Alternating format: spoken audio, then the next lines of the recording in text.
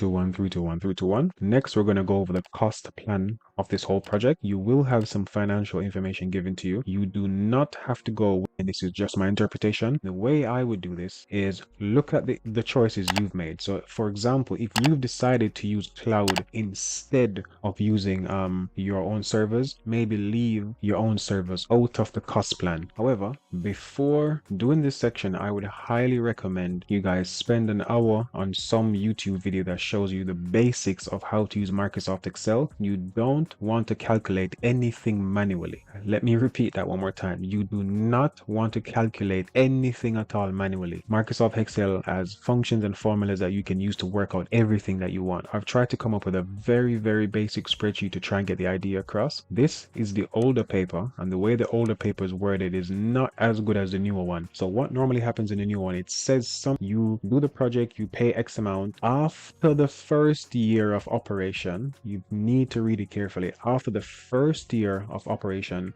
it increases the annual revenue by, let's say, 5%. Then the second year after, it goes up by 10. The third year after, then it goes up by 15.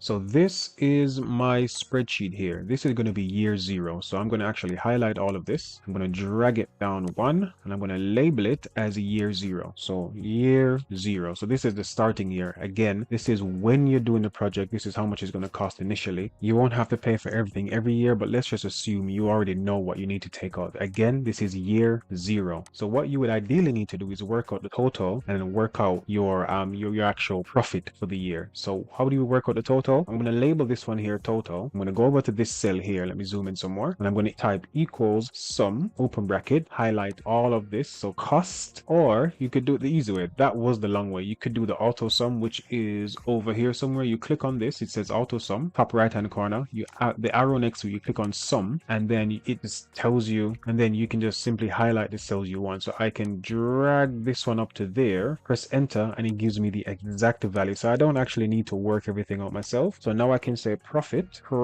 let me spell that properly, is going to be that revenue. So that's income essentially. Revenue is how much money you make, cost is how much money you spend. So profit is going to be equal to that 150 minus whatever this total is here. We don't care what it is for now. So that's the profit that we've made. It doesn't look like much, but a lot of businesses in the first year of doing things, they don't actually make much money. And it's the second, third, fourth, fifth year and onwards where they really start to make money. So this is year 0. When you go to year 1, so year 1, you're supposed to go up. Your revenue is supposed to increase by, I think it said 5%. Yes, so it said 5%. So your revenue is supposed to go up by 5%. So what I would do for revenue, I would leave all of this the same. For revenue, I would do equals or figure out a way to work out 5% of this. The easiest way I know to do it is just the way I would do it on paper, would be equal the 150,000 plus the 150,000 again times 0.05. I think it said 5%. Yeah, so I'm just going to do that one. And it gives us 157,500. So that's roughly, we should not roughly, that is an increase of 5%. This is for year 1. So I'm going to put year 1 here, year 1 here. The cost, I'm going to leave at 120. So you need to sit with your teachers and work out what you actually need to leave in. The software development, we're not going to need this anymore. So I'm going to leave it as 0 or leave it empty. Training, I'm going to leave that as 0 because we've already trained people. Terminals, I'm going to leave that as 0. Software that we need, leave it to 0. Cloud, we will need cloud. So if you chose cloud, obviously you need to be paying your monthly cloud charge. I think this was like £48. I rounded it to 50, times it by 12, 5 times 12, 60, so £600. Maintenance, I'm going to put that one back in, 2250, because we know we're going to need to maintain things roughly. You might not spend that money, but you need to factor it in. So this is my year 1, and what I need to do again is do exactly what I did before, the total. So I'm going to do equals sum. I'm going to highlight all of this stuff here, press enter. That's the total money I've spent this year. And the profit is going to be different again. So I'm going to do equals the profit. This is the 5% increase minus whatever this total is here. So you see, we've made a bit more money, not crazy amounts more, but we've made a bit more. Maybe year 1 I can do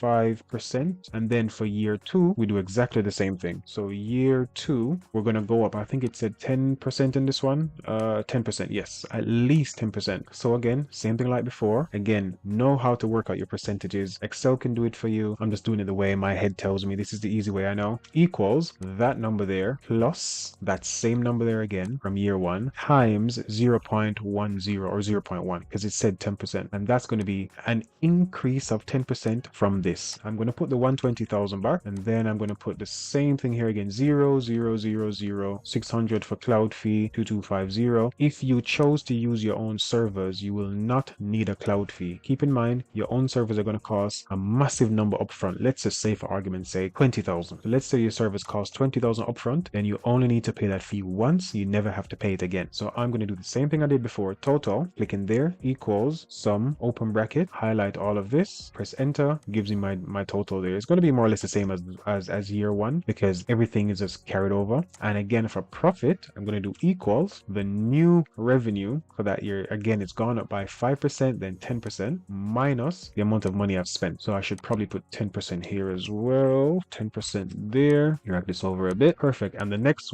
increase was an increase of 15%. So I'm going to do year 3. I'm going to do 15% and do all the same things again. So again, to work out 15% of this, an increase of 15%, we do equals, click on the previous year's number, plus that same number again times 0.15, 15%. Yep, press enter. That's our new revenue. So that's how much money we're making now. I'm going to do the same 120 again. Now, the whole purpose of this was not just to show you that you can copy the numbers over. Your scenario is going to be different from mine. I just pluck some numbers in here. Don't worry about the numbers. It's a process you need to get right. The process is what is important. 0, 0, 0, 0, cloud fee 600, 2250 for maintenance. And for total again, equals sum, open bracket, highlight all of this, same as before, but this time profit is going to be different again. I'm going to do equals. I'm going to go to this year's revenue, this year's income, the amount of money I got for this year. Click on that, minus the amount of money I spent for this year. So that's going to be revenue minus cost or total cost equals profit. And as you can see, first year or year 0, we made, I think that's 10 grand. We made 34 grand. Then we made 50 grand. And we made 76 grand. This is roughly how you need to do your cost plan. This is not an exact way to do it. This is just a quick thing where I put in some numbers and I've showed you roughly how to do it. This is ideally what you want to do. This is the process you ideally want to follow. Please do keep in mind that your numbers are going to be completely different from mine. These are just the numbers I got from this old 2021 paper, which is not going to be relevant from September 2024 onwards. So please get your numbers correct, get your prices correct, get your values correct, and follow the process of year 0, year 1, year 2, year 3, however many years they've told you that you need to do. There was one thing I realized I left out, and that is actually a comparison. So for here, I said I left cloud in as the main technology I'm going to be using, but ideally what you want to do is have cloud and also have your server. So let's say you bought a server for 10 grand. So I'm going to move this down. You highlight all of that, drag it down, and I'm going to say server, and the initial price of that, let's just say 10 grand. Let's make it simple, 10 grand. The total that you have needs to minus the server. So I'm going to say total with server. Then in here, I do equal sum, I highlight everything except for cloud, and that's going to be my total for the server. I also go ahead and change this total here and change it to total with cloud. Then I go back again, change this. I'm going to do equals sum, highlight all of this except for server. Now what this is going to do, this is going to force us to do a comparison between both of them. So I have a total, this is the only choice I can make. Let's say, for example, you might have more choices. I only have one. The choice I can make is use the cloud or use my own server. So the total with the cloud is going to be this here. The profit with the cloud is going to be this profit here. Now I have total with server, and I should also have profit with server. So the profit again is going to be equal to that 150 minus this number down here. This is the first year's profit. It's going to change for each year, but you need to work out these values for each year. The thing that you might have to choose might not be cloud versus server. It most likely is going to be, but whatever the choice is, you have two different totals. The reason being, when you come to the justification section and you have to justify the cost, you can come back and say, well, with the cloud, it's going to cost me, let's say 140,000, right? However, with my own server, it's going to cost me 150. I chose to go with cloud because I chose to go with server because. Please keep that in mind. Again, go ahead and do these calculations for every single year that you've done so far. So just another addition. If you've done server, or the choice you've made is the thing where you buy it upfront and you have it forever, for example, the server, I won't need to pay for the server again for the following year, and the server maintenance might actually fall under maintenance here. So where it says server here, I'm going to put 0, 0, and 0. What that means again is that because I bought the server upfront, it's my big massive server sitting in a room somewhere. I don't have to pay anyone to use their cloud services. I only pay for it once. Compared to the cloud service, I have to pay every single year I have it for. Looking back at the mark scheme, I'm only going to be looking at mark band 2 and mark band 3. There's no point in focusing on mark band 1 in my opinion. So it says fully correct resources and accurate costs have been added to the plan, resulting in an accurate estimate. Simply put, don't get any numbers wrong. I think that's probably what it's trying to say there. Do your calculations, use your functions, don't do anything. For example, let's say I'm going to add the 15,000 here to the the 150,000 to the 112,000. Sorry, for example, I'm going to add the 150,000 here to the 120,000 here. We know for a fact that's going to be 270,123. Don't ever do this for a total. There's no point in doing this when Excel gives you ways that you can do it. If I wanted to add this together, I simply do equals, and it would make more sense to click on that one, then click on the plus sign, then click on that one, then click enter. Or if you wanted to add all of these but you don't remember the way I did it, easy. Put your